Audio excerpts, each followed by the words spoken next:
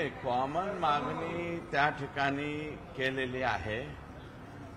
छत्रपती संभाजीराजे, त्याच्यानंतर दानवे साहेब, वडेट्टीवार साहेब, आमच्या जिल्ह्याचे खासदार मेटेताईंच्या सौभाग्यवती आणि बीडचे आमदार आणि मी, असे सर्वजण आम्ही त्या ठिकाणी गेलो होतो.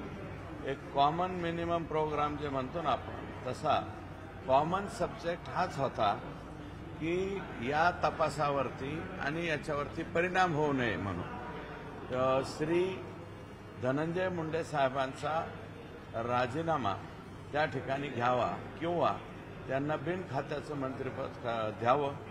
जोपर्यंत हे ॲक्शन होत नाही, जोपर्यंत या प्रकरणाचा हे जे आहे चार्जशीट दाखल होत नाही, तोपर्यंत त्यांनी पदावरती राहू नये. आणि हीच टीम प्रयत्न करतायत संभाजीराजे, आम्हाला माहिती नाही, आम्ही पण प्रयत्न करू.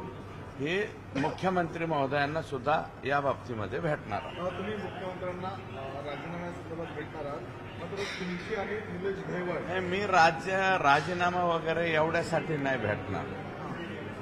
फक्त साहेबांना आम्ही जाऊन जे काही वस्तुस्थिती आहे आणि त्यांना सांगायची काय गरज आहे. त्यांच्याकडे गृह खाते, आतापर्यंत बहुतेक बरीच माहिती वगैरे त्यांच्याकडे आली असेल.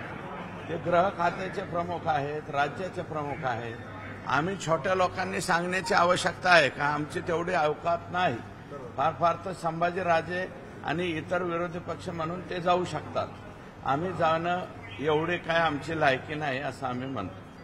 अजित पवारांच्या एकेरी उल्लेखावरून राष्ट्रवादीचे नेते तुमच्यावर टीका करत आहेत. काय आहे, अजितदादांच्या बरोबर मी फार काळ काम केलेलं आहे, किमान 10 वर्षापर्यंत. एक नैतिक अधिकार म्हणून माझ्याकडनं अरतुरेचा शब्द जायला नको होता.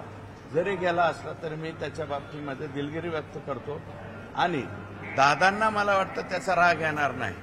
दादांचे दुसरे जे सहकारी आहेत, कारण अजितदादांसाठी सुद्धा डोक्यात दगडं वगैरे मी खाल्लेले आहेत, त्या अधिकारवाणीनं माझ्याकडनं तेवढा शब्द गेला असला तरी तो माझा मी परत घेतो. धनंजय मुंडेंच्या राजीनाम्याच्या अनुषंगानं भुजबळ असं म्हणाले की राजीनाम्याची काही गरज नाही.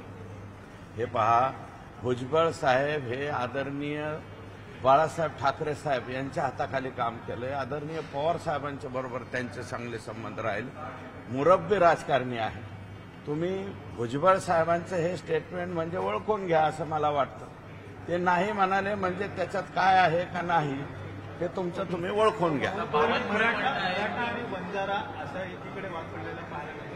हे तुम्ही आता मी कालच बोललो ह्या विषयावर. No Maratha, no Vanjara. वंजारी समाजाच्या 90% लोकांना हे पटलेलं नाही.